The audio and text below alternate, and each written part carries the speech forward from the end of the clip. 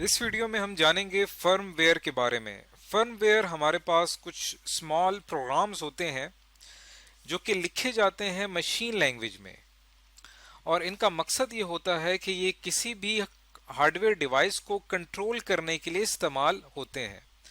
Hardware devices में या किसी भी हार्डवेयर के अंदर छोटे छोटे कंपोनेंट्स होते हैं, छोटे छोटे हिस्से होते हैं, पूरा एक सर्किट काम कर रहा होता है, और उस सर्किट के अंदर हम एक छोटे छोटे प्रोग्राम्स बनाते हैं जो कि मशीन लैंग्वेज में लिखे जाते हैं और उनको फिक्स कर दिया जाता है उन हार्डवेयर डिवाइसेस में, और हार्डवेयर डिवाइसेस जो हैं वो इसके ज़रिए कंट्रोल की जाती हैं।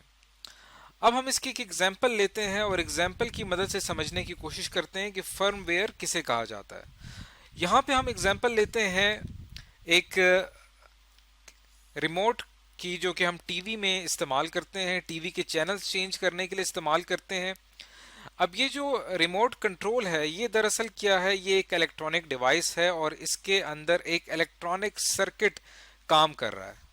अब इसके अंदर जो इलेक्ट्रॉनिक सर्किट काम कर रहा है, इस इलेक्ट्रॉनिक सर्किट के अंदर छोटे छोटे कंपोनेंट्स हैं, जैसे हम किसी को एक को नाम देते हैं C1 C2। कंपोनेंट्स का मतलब यहाँ पे हिस्से हैं, यानी छोटे छोटे यहाँ पे हमने पार्ट्स में इसको डिवाइड किया हुआ है।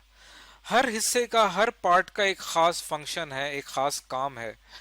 जैसे ही आप यहाँ पे कोई बटन प्रेस करते हैं तो इलेक्ट्रॉनिक सर्किट एक्टिव हो जाता है। इलेक्ट्रॉनिक सर्किट जब एक्टिव होता है तो जो बटन आपने प्रेस किया होता है उस बटन से मुताल्लिक या उस बटन से रिलेटेड जो कंपोनेंट है वो दरअसल यहाँ पे एक्टिव हो जाता है।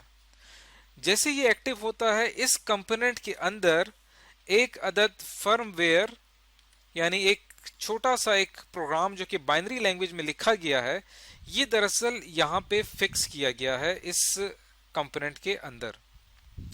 तो मिसाल के तौर पे ये एक बाइनरी लैंग्वेज में हमने एक प्रोग्राम है जो कि इम्बेड कर दिया है, जो कि लिख दिया गया है इस C1 के अंदर। इसको हम मिसाल के तौर पे नाम दे देते हैं इस प्रोग्राम को P1 का।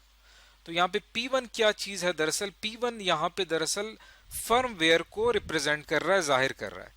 यानी ये P1 इसके अंदर इम्बेड कर दिया गया। यहाँ पे एक लफ्ज इस्तेमाल होता है अक्सर कंप्यूटर साइंस में, इम्बेड का। इम्बेड का मतलब होता है कि आपने यहाँ पे ये जो मुकम्मल कोड है, ये जो मुकम्मल इंस्ट्रक्शंस हैं, वो इस कंपोनेंट के अंदर फिक्स कर दी हैं, यानी अब इनको चेंज नहीं किया जा सकता। अब ये इसके अंदर फिक्स हो गई हैं। तो जैसे C1 एक्टिव होगा तो C1 इन इंस्ट्रक्शंस के हिसाब से काम करेगा, जिस तरह की इंस्ट्रक्शंस होगी उसी हिसाब से ये एक्ट करेगा। इसी तरह C2 जो है इसके लिए अलहदा से फर्मवेयर होगा P2 के नाम से। इसी तरह C3 जो है इसके लिए अलहदा फर्मवेयर होगा P3 के नाम से। तो ये क्या है, दरअसल ये स्मॉल प्रोग्राम्स हैं, P1 P2 P3, ये तमाम स्मॉल प्रोग्राम्स हैं जो कि मशीन लैंग्वेज में लिखे गए हैं ताकि हार्डवेयर डिवाइसेस के अंदर जो छोटे छोटे इलेक्ट्रॉनिक कंपोनेंट्स हैं इनको कंट्रोल किया जा सके।